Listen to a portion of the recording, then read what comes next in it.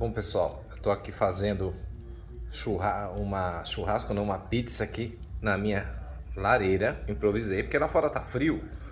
E como só tá eu e a Karen aqui, em dois, eu falei, eu vou fazer as mini pizzas aqui na minha lareira. Coloquei as madeiras, coloquei aqui um tacho de fazer a fritura, né? E coloquei uma grelha e coloquei as mini pizzas.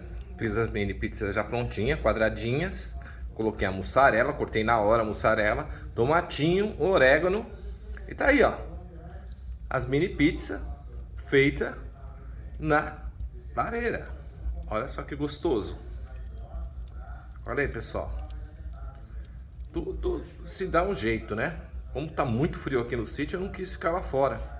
Aí eu falei, como sempre, vou improvisar, né? Inclusive depois, amanhã, eu acho que eu vou fazer até uma feijoadinha aqui, né? Também aqui, né? É uma feijoada carioca que eu faço, né? Feijoada bem light, bem tranquila também, mas... Ou vou fazer um feijão só, simples.